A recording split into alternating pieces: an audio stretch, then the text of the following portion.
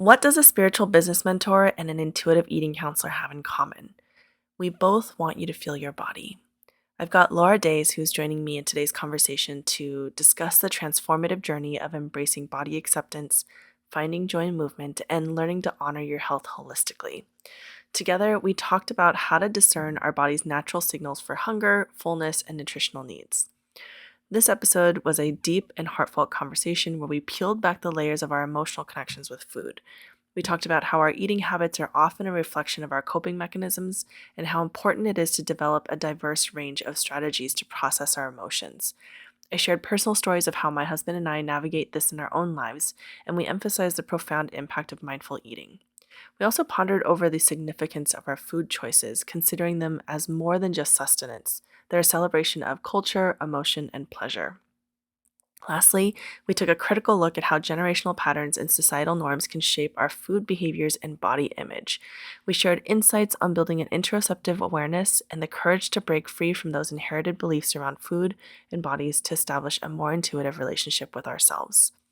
Lara Days is a certified intuitive eating counselor, yoga instructor, and board-certified health and wellness coach. She's also one of our BAM community members, and she's on a mission to dismantle the diet industry and empower people to live their happiest, healthiest, most confident lives. Lara focuses on helping you improve your mindset, unlearn your past conditioning, and trust your body so that you can find food freedom, ditch diet culture, and step into your power. This conversation really pushes back against the common narratives that we have around food and diets, and I really hope that you're able to keep an open mind as you are listening. Hello and welcome to the Rooted Business Podcast. Today I've got Lara Days, and she is an intuitive eating counselor and BAM alumni, and I love her work. I think personally because I'm somebody who has struggled with a lot of eating habits coming from, the medical industry and being told this is what healthy food and healthy eating is, and finding that actually a lot of those things didn't work for me.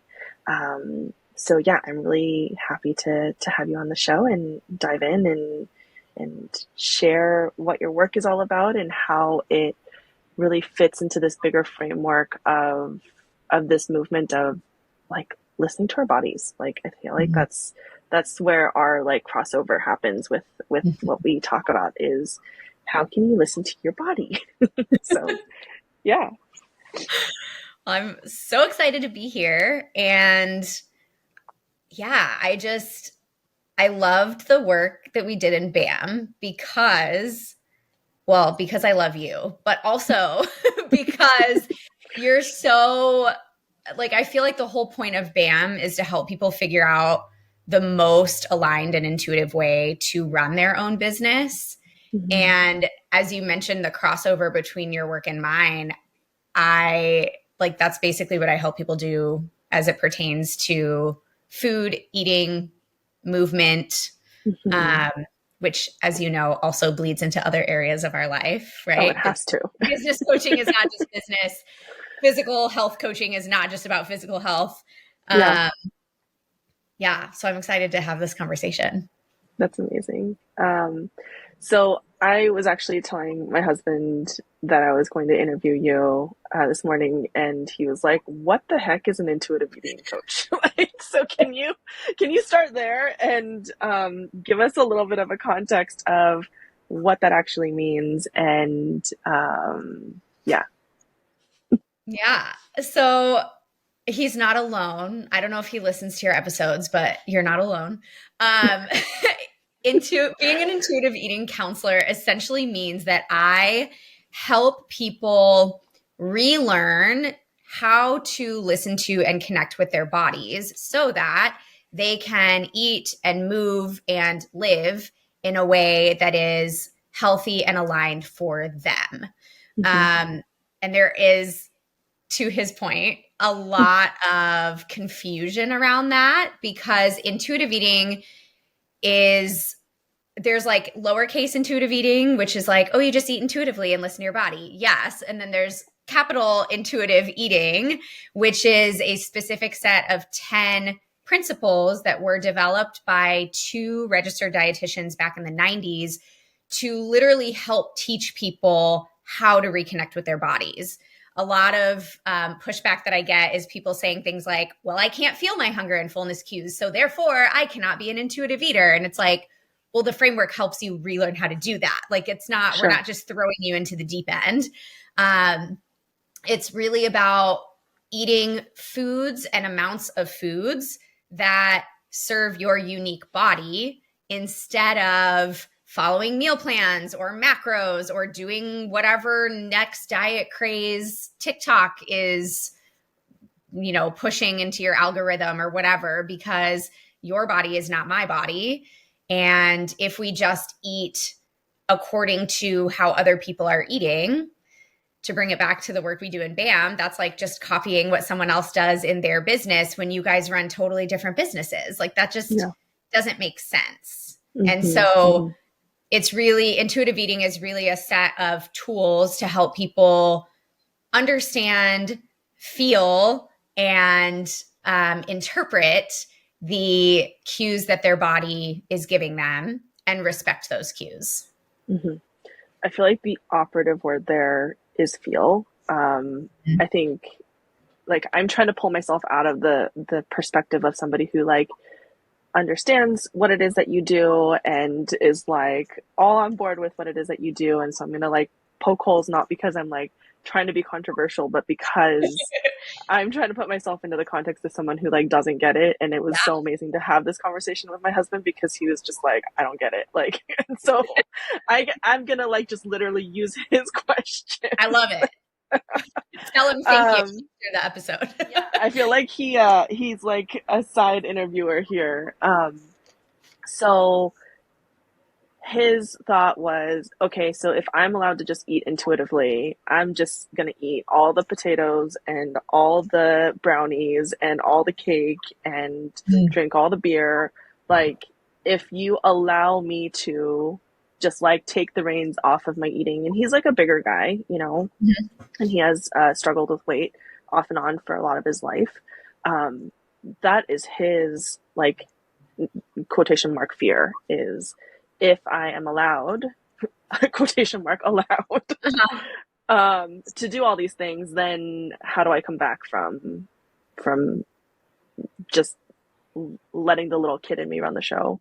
Yeah. So this is a super common question. I said something to someone recently about being an intuitive eating counselor, and they were like, so I'll just eat Mexican food all day. And I was like, okay, well, how does that make you feel? Like, are you honoring your hunger and fullness when he's eating all these potatoes? Is he honoring his hunger and fullness? Because those are two of the intuitive eating principles. Is he respecting his body? Like, is he eating foods that make him feel good and feel satisfied and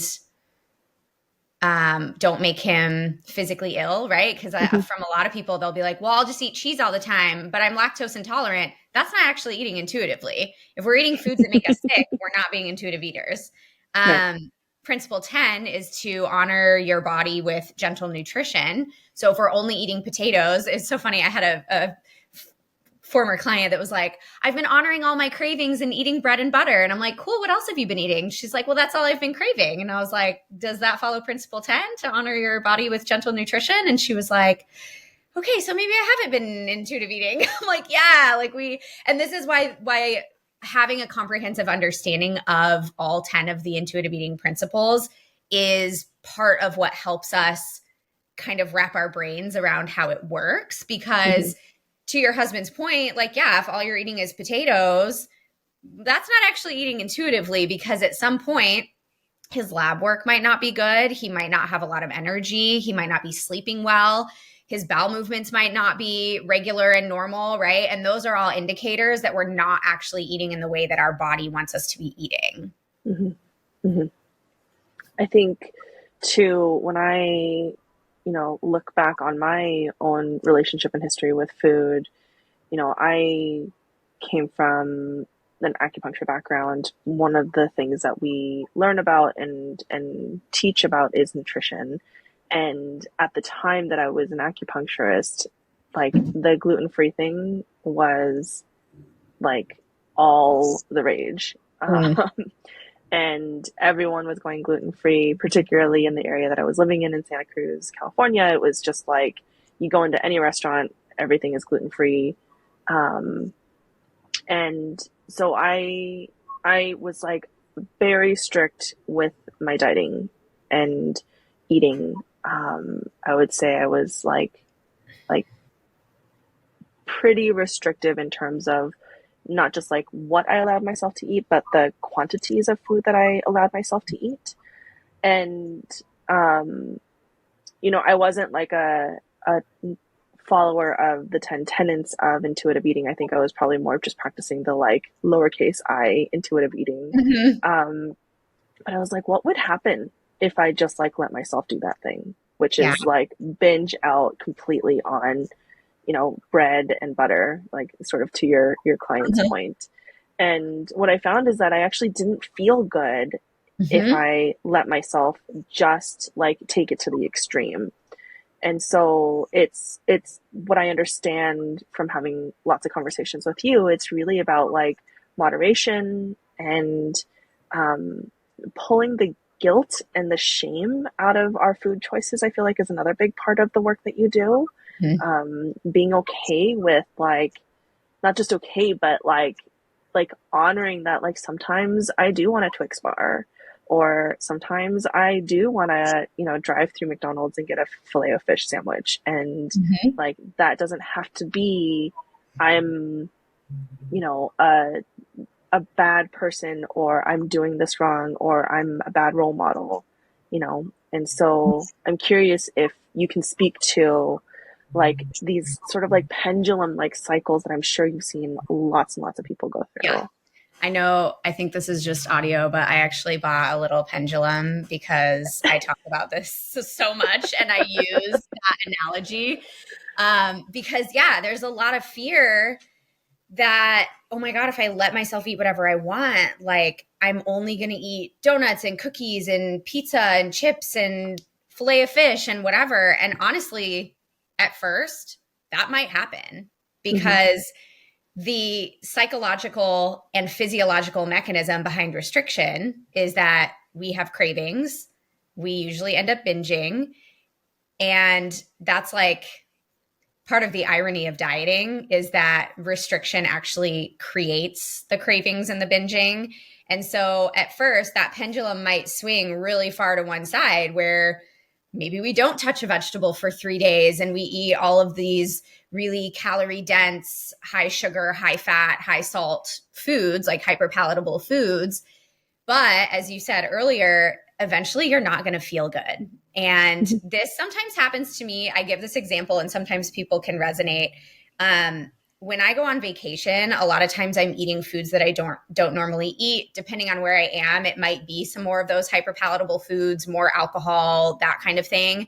When I get home, my body literally will crave like vegetables and Vegetables. micronutrients, and we'll go get like kava bowls. I don't know if people have kava where they're located, but it's like a big bowl of you can get like rice and beet. It's like Chipotle but kind of more Mediterranean and less Mexican food. But you just like we'll go pile up, corn and cabbage and cucumber and all of these things because that is what our body is craving after not having what felt like enough of that while we were gone. The same thing will happen, and it might be a little bit of a pendulum swing for a while until you find your happy medium. And I actually don't, this is very controversial, but I hate the word moderation as it pertains to Mm, food because that can turn into another rule where it's like, well, how much is moderation? Is one scoop of ice cream moderation? What if I want more than one scoop? Then it feels like restriction again, right? And mm, so I view moderation as a form of restriction because it's just another label and food rule. So really it's about releasing any sort of expectations and just letting your body make the call and being okay with whatever call that makes, whether mm-hmm. it's a fillet of fish, whether it's a salad, right? And the other thing that can be really hard for people who have been on this diet roller coaster is understanding that diet culture does not own salads. They do not own smoothies. They do not own nutrient dense foods. Like, you can still eat those things, and it does not mean that you're dieting. And Right. that's another thing that comes up for people who have experienced a lot of guilt and shame around eating, is like they feel like they have to eat all of these hyper palatable foods. And it's like, no, that's also not eating intuitively. Intuitive Mm-hmm. eating means maybe you wake up and you make oatmeal for breakfast, you have some chicken sausage on the side, you go to lunch and your friend wants to get burgers. And so you get burgers, and then you get home and later for dinner, you're like, the salad sounds kind of good. So you have that. And then you realize you're not really satisfied. And so you have some fries on the side. And then maybe you want something sweet. So you take out the ice cream and have like 3 bites if that's what you want, or the whole pint if that's really what you want. Like, Mm-hmm. it's going to look different every day. Mm-hmm. And another thing that people don't really consider when, especially, and disclaimer, I counted macros for 5 years, like pretty Mm-hmm. religiously when I was doing competitive sports. And the funny thing about that is, like, we have this idea that we should eat the same amount of food every day. And Mm. that's just not how bodies work. If Yeah. we are lounging on the couch all day, we're probably not going to be as hungry as a day that we run a marathon. Like, Mm-hmm. that just doesn't make sense that we would eat the same amount of food every day. Yeah. Um, and sometimes it's things we don't even notice. Like, if we're recovering from being sick, we might be way hungrier than normal because our body literally needs more energy to recover from illness and injury. Mm-hmm. Um, and so this is another reason that really learning to feel and interpret and respect your body's cues is like actually a way bigger flex than having quote unquote discipline and following a regimented diet, because we can all do Right. that. That's not Right. actually that hard. Yeah. There's a couple pieces that I want to like circle back and like dig a little bit deeper into, because as you were speaking, I just had this like image pop up of an iceberg. I feel like this image Mhm. pops up a lot for me, where it's like intuitive eating is like the very top of the iceberg that you can see above the water. But then underneath, I was like, connection to body and acceptance are the two big things that sort of like popped up for me, because it's like, yeah, we can look at, you or I, look, approaching food from an intuitive place, but what's underneath the surface there is an acceptance and our connection to our bodies. And that's like the deep, deep level work that I think is missing in a lot of diet culture, even just in the ways that people talk about how to eat healthy. Mhm. Um, because it's like, how do you feel connected to your body? You know, are you actually listening to those signals from the body? And again, this is where like our work intersects is, sometimes in business, that thing that everyone else is doing is not going to feel good in your body to do. And so can you do the brave thing, which is actually listen to the signals in your body to make decisions that are appropriate for your business? And I'm hearing in the way that you're talking about it, it's like, can you listen to the signals of hunger and cravings and look at the context of your life and be like, hey, like, I'm running a marathon today, or I'm recovering from an illness today. Maybe my body knows a little bit more about this and has a little bit more wisdom about this than my gigantic brain knows what to do with. And when we start moving our decisions away from our brains and into our bodies, something shifts. And so I'm kind of wanting to like explore what that place is. So Mhm. that's the first like big piece underneath the iceberg for me. And then the second piece is I struggled with weight my entire life. I, you know, grew up in California where there's like a certain level of like a beauty standard, and particularly like I feel like the Korean culture has an expectation of women being petite and small and really thin. I mean, when I go to Korea, I I walk down the street and like I look and feel like an obese person, even though I'm at a healthy weight for my frame and my body, and I feel really, really comfortable in myself. Um, but I definitely get looks when I walk around Korea. And Mm. so like having those kinds of pressures, I think forced me to think about my ideal weight from brain space as being closer to 110, 120. And what actually is healthy for me is like 160, 170. And part of the acceptance of like intuitive eating is being like, hey, I'm going to let my body choose what weight it wants to be at. And I Mhm. feel really strong at 160 versus like when I was I would say like 120 ish was the last weight I remember because I don't have a scale anymore. Like Love that. I was hungry all the time. I, was tired all the time. I was anemic. Like there were signals coming from my body saying that I'm not happy. And so I'm just gonna throw that on the table and go play with it, Laura. Yeah. No, I love that you shared this, and it made me think that it probably would be in service of whoever's listening for me to at least like read through the 10 principles, because Mm, all of that, there's one for all of these scenarios, right? So, principle one is to reject the diet mentality. I think that one's pretty obvious. Like, we have to stop dieting in order to listen to our intuition. Principle two is to honor your hunger. This means maybe not intermittent fasting if you wake up hungry every morning. That's your body mhm, telling you it needs to eat, and looking at hunger as what it is, which is a physiological cue from your body that it needs energy. mhm, Principle three is to make peace with food, which we talked about regarding the pendulum swing and just looking at all foods as morally neutral.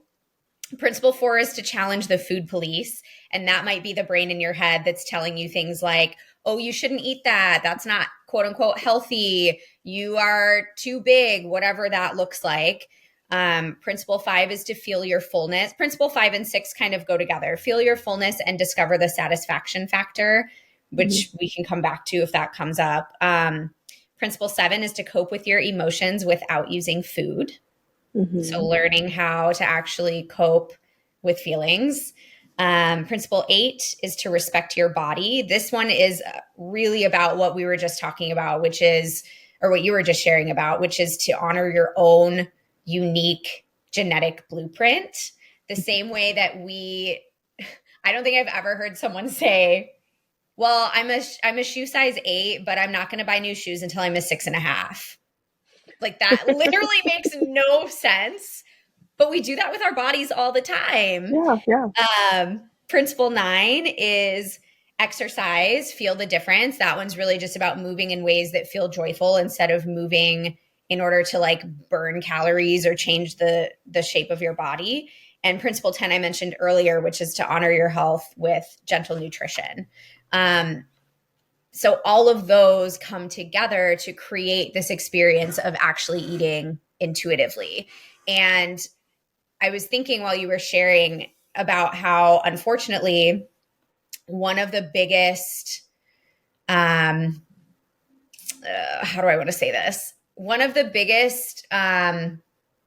One of the places that people experience the most weight stigma is at the doctor and by their Mhm, healthcare providers. mhm, And it's because they're using antiquated diagrams or little tables or whatever. They're using BMI, which was never meant to be an individual health metric. It was meant to measure populations. Um, Also, fun fact, they changed the BMI scale. So there was this big uproar. I always forget what year it is. I can look and get back to you if it feels important. Um, where everyone was like, oh my God, the obesity rates are exploding. And it's because they literally changed the classifications of which bodies are considered obese. It's not because people got any mm, bigger, mhm, um, mhm, mhm, which is like, people don't want to talk about that. They want to just mhm, say that everyone's lazy and eating too much McDonald's because that's really easy. mhm, Um, and I totally lost my train of thought. Oh, healthcare providers. Yeah, like weight is not a health indicator. Weight is also not a behavior. Mm-hmm. And this is why weight loss goals are actually like super whack because weight is not a behavior. It is not something that we control. If we Mm-hmm. are truly wanting to improve our health, then we need to look at health promoting behaviors. Am I Right. moving my body? Am I sleeping 7 to 9 hours every night? Am I cultivating meaningful, deep relationships with people? Am I managing my stress? Am I hydrating well? Am I eating a variety of foods that are both physically satiating and also satisfying and make me happy? Like Mm-hmm. those are behaviors that we can actually control. Weight is not. Mm-hmm. Yeah. I think part of that is this concept of like acceptance, um, because like sort of to your point there, when I look at my life now, like I was sort of like going through that checklist alongside you as you were saying that. Like one of the biggest things that's changed for me is that like having this land, having this property, there's always shit to do and I'm always moving my body. Mm, And I think that one of the things that doesn't get talked about enough is like, do you move your body in ways that feel joyful for you? mhm. Because I hate going to the gym. Like it is like a capital H hate. Like I do not like being inside, period. Like if I can just spend my entire day outside, that's my preference. And so now you're telling me I have to like be inside to like move my body. No, no, thank you. No, you don't have Um, yeah. But it's like I spend my day moving like like like today, I moved horse poop today. I moved a bunch of wood that I found around the property so that I can build up my garden beds. Like these are the things that bring me joy in my life. And so I'm always asking people like hey, if you don't like doing that thing, then why do you continue doing that? Like can we find something to. for Mhm. you that is actually enjoyable instead of having the the exercise, whether it's a physical activity or like I'm even relating it to business. It's like if you don't want to be on Instagram, like that's not the only way to like attract people in, right? I Like, was literally just gonna say that. Like that is a perfect analogy. Like yeah, you have an email list, you can go to in-person networking events, you can be on Instagram, you can be on TikTok.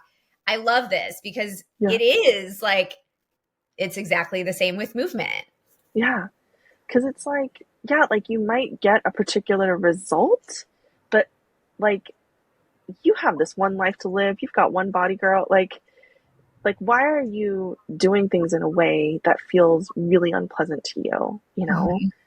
Um, and so yeah, I think that that feels like an important piece to just sort of like give people the permission and the autonomy to choose not just what foods they eat, because what I'm hearing is it's not just about like intuitive eating No. is not your thing, right? It's like the whole holistic ways in which you relate to your body. And so I feel like Mhm. calling yourself an intuitive eating counselor is a little bit of a misnomer because I'm sure like in sessions you're asking people about their lifestyles and how they move and how they take up space and how they're processing emotions and like all of these things, which I feel like is a more holistic way of looking at this relationship that you have with your body. It is. And I have no idea ever like really what to call myself because of that. Um, which is a whole other conversation. But you're exactly right. And I think it's probably worth saying too that a lot of the folks who have really big followings on social media and who talk about quote unquote health, they're looking at these two little pieces of health, which are food and movement. They are Mm-hmm. not taking a comprehensive approach to health.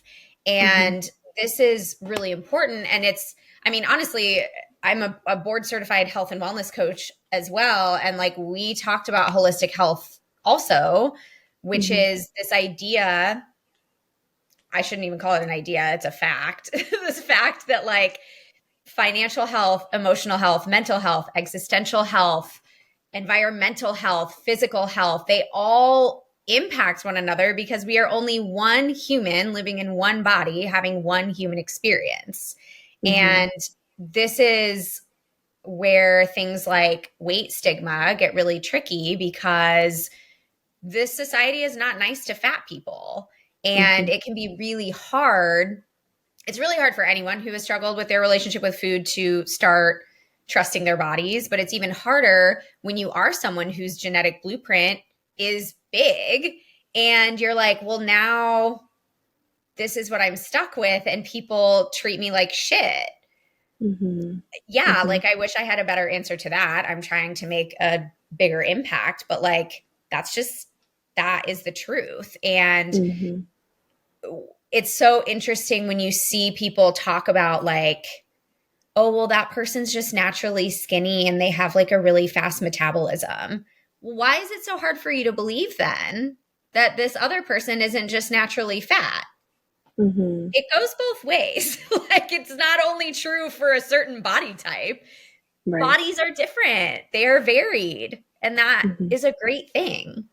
Yeah. Yeah. Um, so I feel like we've been talking a lot about how like we can be permissive with food. So that's like one end of the pendulum.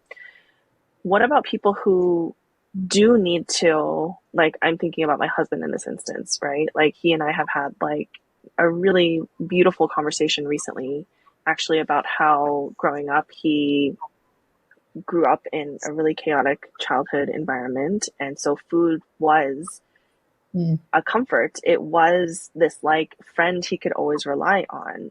And I think one of the tenets that you talked about is to not emotionally eat. And so how can we sort of like touch on that end of the pendulum and that end of the spectrum of folks who are perhaps struggling with like, I don't know what my intuitive sense of eating is because like part of my intuition is saying that this is the one comfort that I have and that I need to reach for this comfort. Totally. So, a couple things I want to just call out before I get into answering your actual question, because it's important, is that there are things that are going to create extra barriers to becoming an intuitive eater. A passive eat or history of eating disorders is one. Trauma is one, especially trauma that revolves around like feeling your actual body, Mm-hmm. and what's going on in your body. One is kind of like what your husband dealt with, which is very common, is that food has always been the go-to coping mechanism. Um, Neurodiversity, ADHD makes it really hard to be an intuitive eater. And I have helped people with all of these barriers still become intuitive eaters. So I'm not saying that so that you feel like, oh my God, it's impossible for me. I'm saying that to validate that like it's going to be harder for some people than others. Fair. So generally, in these scenarios where food was like quite literally our best friend and our comfort, we don't, there are different, also caveat, individual differences are going to matter, right? Like there's not one way to deal with this. I think part of this is just looking at, have you ever actually sat with your emotions and not used a coping mechanism? That is part of the practice, is like, okay, even if it's not for very long, right? Like they say 90 seconds, but can you make it 5 seconds? Can you make it 10 seconds? Can you make it 15 seconds? And just increasing the amount of time that you're sitting with whatever emotion feels really uncomfortable Mm-hmm. and building your own resilience for sitting in that emotion Mm-hmm. is going to be huge. The other thing that can be really helpful is building what I call our toolbox of coping mechanisms or stress management tools. So, Mm-hmm. what else makes you feel really good? Is it, and I mean, there's a lot of overlap here when we talk about stress management versus coping mechanisms versus nervous system regulation tools. A lot of them are going to be the same, right? But Mm-hmm. like, Mm-hmm. Can you go ground outside? Can you have a dance party and listen to some music? Can you call a friend? Can you meditate? Can you shake? Like what? Let's make a really big, robust toolbox so that you have other tools. Because if food is the only tool we've ever used, of course, that's going to be the one that we always go to. Right. Once we've built up that toolbox, I also grant people permission that food can still be in the toolbox. It's allowed to be a coping mechanism. We just don't want it to be the only coping mechanism. So it's still allowed to be that comfort for you. And it's also really a mindfulness practice. So when we feel triggered or overwhelmed or whatever that experience is for someone, can we just pause and say, what do I need right now? What is going to help me right now? Sometimes the answer is going to be food. If the problem is that you're hungry, if that's the feeling that you're trying to fix, food is quite literally the only thing that's going to make it better, right? And if you pause and you say, what do I want right now to deal with this thing? And you've taken the time to ask yourself that question and you make the mindful decision, I'm going to go get some chips. Great. Cool. Who am I to tell you to use a different coping strategy? What we don't want is to be just in that constant habit of like, oh my God, I like blacked out. I don't even know what was happening. And the next thing I knew, the family size bag of chips was gone. That makes us feel out of control. Right. The other thing that I think is really important in this conversation is, and again, this is not the case for everyone, for a lot of people, we're not eating enough food and or we're not eating enough of a specific food. And so it's not just the psychological, oh, I need this as a coping mechanism. There's also a physiological pull of like, I need a coping mechanism. And also I need carbs because you haven't given me any all day long. So now I'm literally going to force you to go to the cabinet, grab some carbs. And I know because our brain runs on carbohydrates. Glucose is a carbohydrate. That is our brain's energy source. Our bodies are really smart. They're going to do whatever they can to get us what they need or to get them what they need. So also just looking at what does your fuel look like during the day if you're having these binges at night? What does your fuel look like during the week if you're having these binges on the weekends? And being really honest with yourself and saying, oh, I'm eating, egg whites for breakfast, a salad for lunch, chicken or a protein and vegetable at dinner. Like, yeah, you're not eating carbs. Of course your body's going to force you to eat those. So I just wanted to add that because it sounds like for your husband specifically, it's more of just that comfort and coping mechanism. But for a lot of people, there's also this added layer of like, if we're not eating enough, food is almost always going to be the go-to coping mechanism. And you're going to have a really hard time stopping yourself and asking yourself those questions so that you can make a mindful choice. Yeah. Yeah. And again, this is where I feel like it's so important to note that every body is so very different.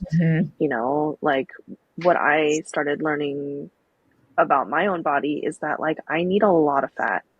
Like fat is the thing that wins my world. And it's gotten to the point now where like if I am uncharacteristically like cranky, my husband and my best friend Andre, like they know to ask like, when's the last time you had a handful of nuts? Like, when's the last time you ate bacon? Because like it's literally like sometimes like I turn into a Jekyll and Hyde sort of a situation without even knowing it because my blood sugar is not happy, and my fuel source has gotten low. And so it's like, go eat a boiled egg and then we can talk because this is not who you are. And for my husband, it really like it's such an interesting thing because he is very emotionally aware. He is like very like he's very good at sitting with his own emotions and like nervous system regulation, all that stuff. He never did that like through therapy or through a course or whatever. It just like Mhm. that was just a necessary part of his like toolkit for surviving in his family. But I feel like food is one of those places that he goes to, um, like where it's almost okay to check out. Like it's like the one place where he feels like he can check out, because Mm. everything else needs to be so present in his life. Um, and so, like, in those moments, we've been working on like how can we bring that like how can we turn like the off button. What's your off button? It doesn't have to be food, you know? Yeah. I would also say in that scenario, so one of the practices that I've been teaching for years before I even knew what intuitive eating was is to eat slowly and mindfully. Mm-hmm. Not just because it has a huge impact on our relationship with food, which it does, but it's also just so much better for your body and your digestive tract. Like people will Yeah. think that they have food intolerances, and I'm like, how long does it take you to eat a meal? And they go time it, and it's like 6 minutes. Like, okay, well, let's slow down first. So, what I would say is like, and this is for really this can be applied to other scenarios as well, is pick the lowest hanging fruit to Mm-hmm. practice eating slowly and mindfully. So like if Mm-hmm. your husband is really if breakfast is like easy for him and that's not a meal where he's feeling like that's a coping meal, maybe just practice like he can practice. Okay, I'm going to sit here, I'm going to like really notice the texture and the flavor of my food and the temperature of my food and like note it, is it savory, is it sweet, does it have that umami flavor, is it sour, like really just practicing the act of eating slowly and mindfully, because Mm-hmm. as we build that skill when it's easy, it will automatically most likely start to translate to those times where it's more challenging because we're building the habit, we're putting in the Yeah. reps, right? Yeah. It's like if we're practicing, I was trying to think of a not gym analogy since you hate the gym, but like if we're practicing doing a body weight squat, like just squatting our body with like perfect form, and we just practice doing it over and over, really like feeling the right muscles activate, making sure we're not feeling any pain, then it's much more likely that when we actually have weight on a barbell, that we're going to do that correctly, right? Right. There are times where it might be a little bit too much, it's a little bit too heavy, and you revert to those old movement patterns. Mm-hmm. Same vein, there might be like a really bad day where it's like this is just not happening today, and that's okay, Mm-hmm. and you're still putting in the reps and building the skills. Yeah. Yeah. I love that concept of like making things conscious, because then like anything can be medicine. It's something that I've talked about before. I like jokingly said earlier, like I still want to drive through and get a fish sandwich every once in a while. And to me, the reason why like the fillet of fish tastes and like feels so yummy to me is because it reminds me of my grandma, you know? Mm, And so it's like those moments where I'm like really missing my grandma. I'm gonna go grab a sandwich and like not feel guilty about it. And absolutely. so, like, I think that anything can be medicine. I think donuts can also be medicine. Like, Mhm. I think that when we just look at the like nutritional facts of food and leave out the like beautiful emotional connections that we have with food, um, we we do ourselves a disservice. Like we aren't fully present in our lives, and we are just like approaching food as like this is fuel and Mhm. this is what I need to like make my body move. It's like no, like this is one of the like beautiful things about having a body, is that like Mhm. you get to eat these really wonderful yummy things. Yeah.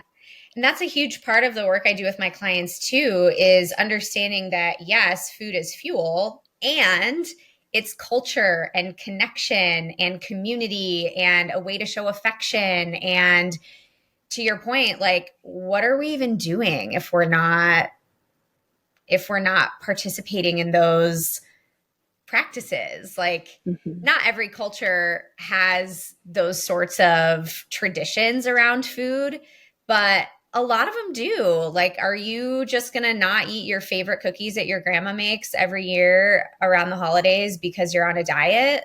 Like, when Right. you're on your deathbed, are you going to be thinking about, oh my God, I'm so glad that I skipped out on those cookies with grandma so that I could wear a smaller size pant? Or are you going to be like, I'm really glad that I was present with grandma and enjoyed her cookies while she was around? Mm-hmm. Mm-hmm. As someone who was in BAM and like knowing that your people are intuitive people generally, offering that like the intuitive practices that you've created, the rituals that you've created around your business or around your life, what might happen if you started including your food and eating experience and your moving, like your movement experience as a part of those rituals? Yeah. Like Let it's no me different, think. you know? Yeah, let me think of a question to lead that into. Mhm.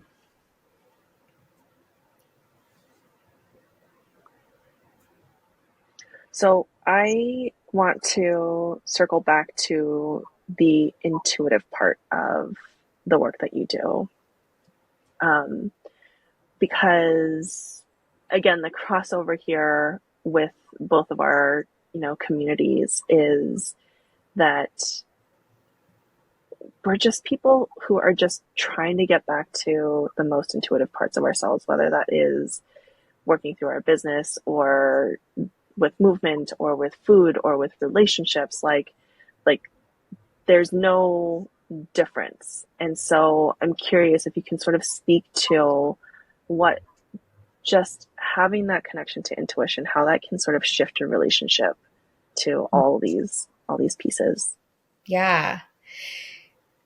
One thing that comes to mind is like how our brains have this tendency to segment things. Like we'll be so intuitive in one area and then like so regimented in another. And that's not Mm, necessarily a bad thing. And like, how can we utilize the intuitive practices that we already participate in, whether it's like a morning ritual or a new moon ritual or whatever these rituals are, and use those skills and rituals when it comes to our own body and our the way that we're taking care of our bodies, whether it's hmm food, whether it's movement, whether it's sleep. Like maybe that's something to just offer as like homework. It's like, what is an area that you feel like regarding your physical health has been a struggle? Are you not sleeping well? Are you struggling to wake up in the mornings? Do you forget to eat breakfast? Like, whatever it is, how can you work that into a ritual that you already know and love?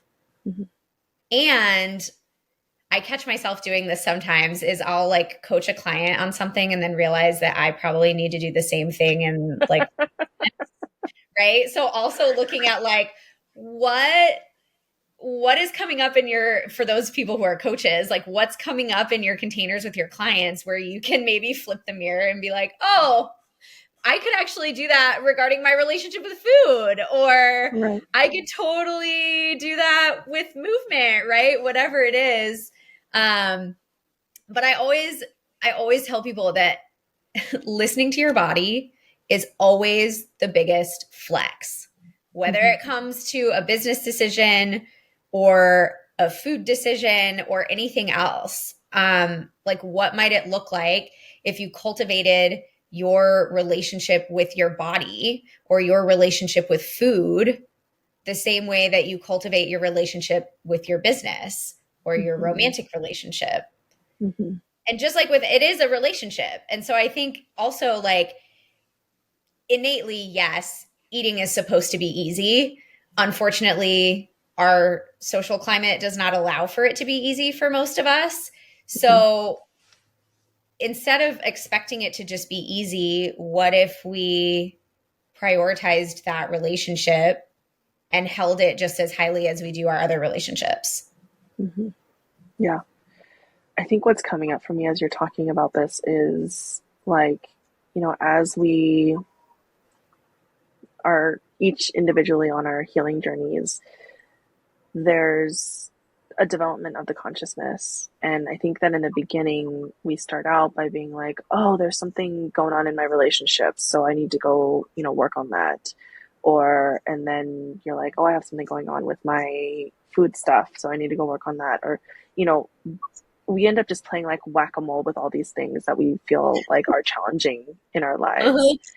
And when you get down to the core of it, like there's oftentimes like a core wounding or a core sort of like sensation that feels uncomfortable that is really actually affecting all these different areas in our lives. So instead of playing like whack-a-mole and being like, I'm going to do this and I'm going to do that, in all these different areas in your life, can we get down to the core, which Mhm. I mean, intuition can only help and guide, right? Mhm. And so, like, if I'm like thinking through sort of my own healing journey, it's like a lot of it started in relationships because I have a tendency to go into like an anxious attachment style, which is like I overthink, I overprocess, I need that human to be as close to me as possible. And if they are separate from me, then that becomes like this gigantic ball of anxiety. And it's like I did so much work in that realm. And then I started my business and I was like, oh shit, here it is all over again, you know? Yeah. And it's like, okay, so actually when I get down to the core of that, it's actually about control, which then explains a Mhm. lot of this relationship that I've had with food, Yep. which has also been about control. And so then it's like, okay, so can we bring in the wisdom of intuition and shine that light onto this core wound of mine, which is control, Mhm. you know? And then that is the thing that's going to allow, my business to run in a way that feels really intuitive and guided and creative. That is the way that it's going to allow my relationships to develop with like sovereignty and autonomy. That's how I'm going to develop trust with my body and like this sort of like sense of acceptance. And so it's like when we start being able to like get down into the like the deeper, rootier levels and like get down to that like taproot, that's when, you don't have to hire a different coach for every single thing. You can work on these pieces at the core root levels. And I think it's always helpful to like have a guide or a mentor or a counselor or a coach alongside you to just be like, hey, do you see the interconnectedness of all Mhm. of this? you know? But ultimately, it comes down to like, again, that concept of intuition is like, can you discern? Because sometimes it can feel really confusing where like that craving might come from a place of like, I want to check out and I don't feel good about life and I'm feeling overwhelmed and I'm going to reach for that filet of fish because I really just want to like, be unconscious for a moment. And sometimes that craving can come from a place of like, I really miss my grandma and I really want to feel connected to my grandma who's gone.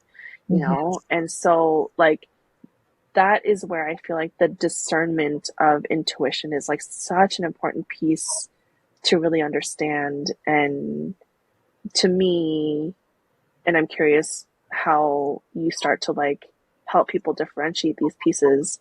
To me, it always goes back to the body. It's like, Mhm. what is the like unconscious feeling feel like in your body, and what does the like missing your grandma feel like in your body? Mm. And it's like if it's the missing your grandma feeling, then like 100% let's go and like go get that filet o fish.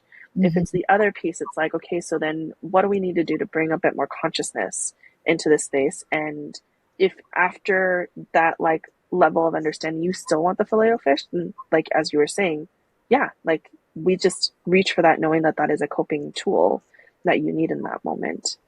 Mhm. But so yeah, I'm curious how you help folks differentiate that.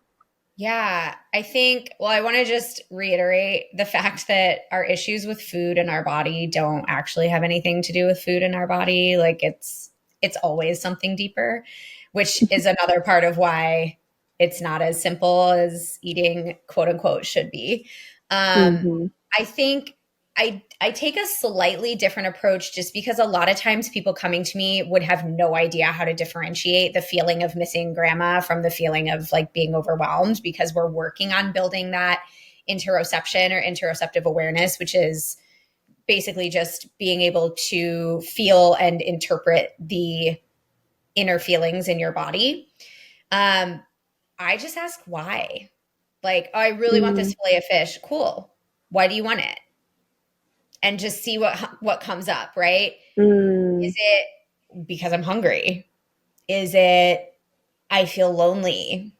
Is it I'm just craving it, which a craving and hunger are not the same. So like, right.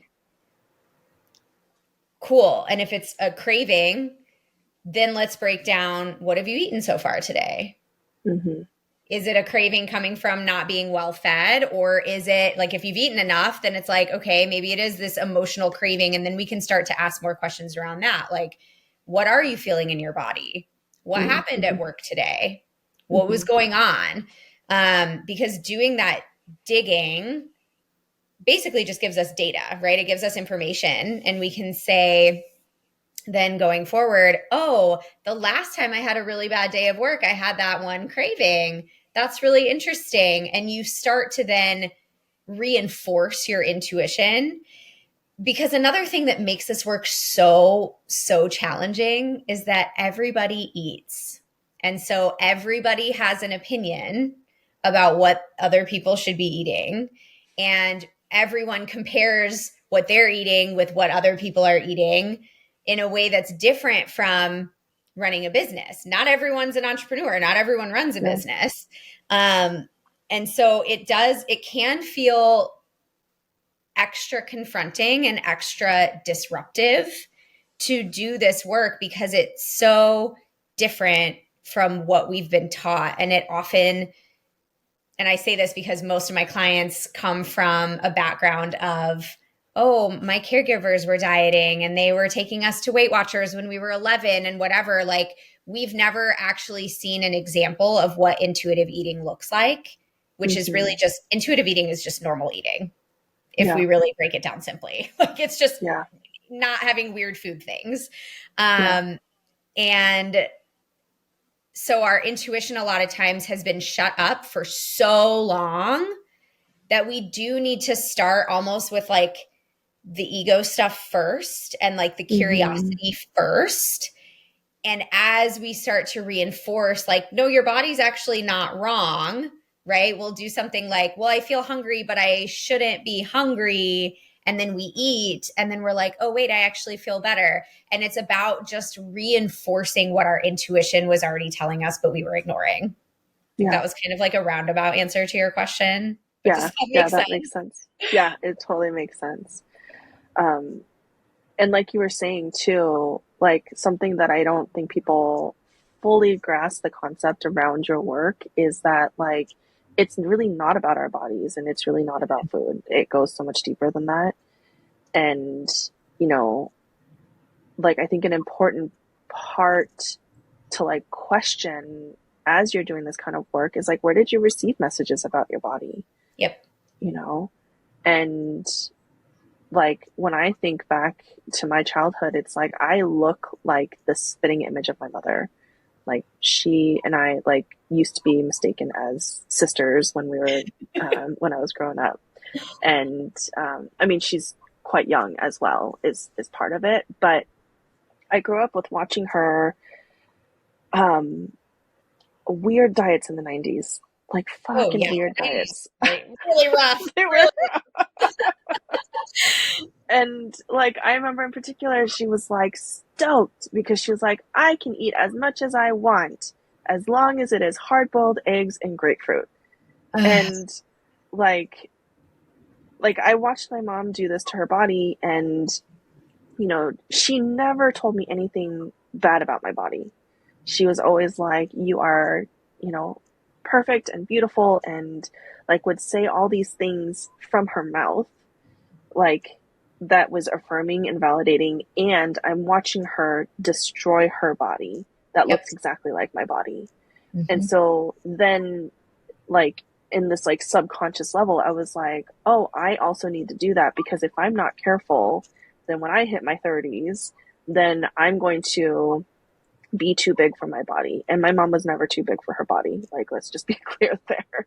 Yeah. Is like, and so like we pick up these messages about our own bodies, not necessarily from the words that are spoken to us, but sometimes just from like picking it up from the environment of like where we grew up. And so Yeah.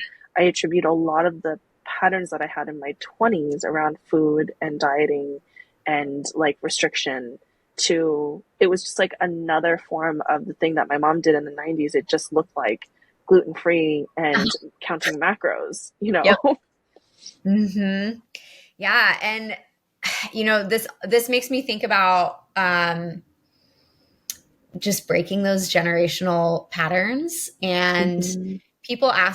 parents will ask me pretty frequently, like, how do I ensure that my child has, a healthy relationship with food and gets all the nutrients that they need? And unfortunately, or fortunately, however you look at it, it's all on you, Yeah. parent. Like, you Yeah. have to demonstrate for them what a healthy relationship with food looks like.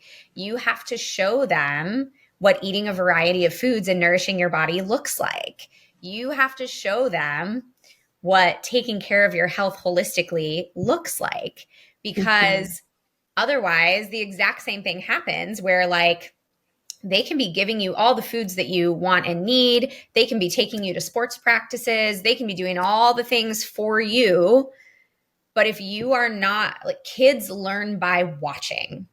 Mm-hmm. And so if they're seeing you not eat dinner, or they're seeing you serve yourself something different, of course, aside from like allergies or things like that, right? Like, they're still seeing that. And Mm-hmm. so the best way to ensure that your kids have a good relationship with food is to do your own work so that you can demonstrate what a good relationship with food looks like. Exactly. Yeah. Yeah. Yeah. Well, my dear, um, I would love for you to share a bit about the Nourished and Whole program that Yeah. you are just about to launch. So, Yes. yeah. So, Nourished and Whole is my group intuitive eating program. And basically, we work through the book and the workbook. There is a workbook that goes along with the intuitive eating book that has a lot of those questions that you were asking. Things like, when did you first learn that there was something wrong with your body? Who said that? Who benefits from you continuing to believe that? Like, really great questions for each of the principles. We work through it as a group. And I also bring in my education as both a teacher. I was a teacher for many years and a board certified health coach, because I do think that there's an aspect of education that's really empowering. Part of what makes it easy to succumb to all of these crazy diets is that we just don't know any better. And so I also teach you all of the information so that you do know better and you can think critically and be like, does this make sense that celery juice would cure diseases? No, it actually doesn't. So I'm not going to do that.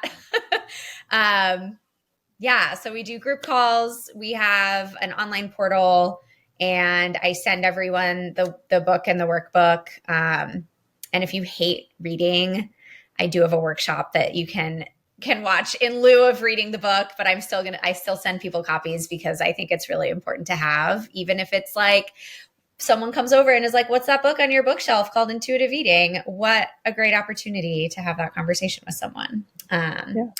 But yeah, we start the week of March 4th, and I'm really excited to hold space for folks and do some community healing. Hmm. So, does the program itself start on March 4th, or does it launch on March 4th? Just We want to be will really begin that week sometime based okay. on schedules. Okay. Sounds good. Yeah. And how can people find you on the web? The gram is the best place to find me. It's at lara.days, Lara, like Lara Croft Tomb Raider, days, like days of the week. I always check my DMs. I'm super available there. Yeah, that's probably the best place to get a hold of me.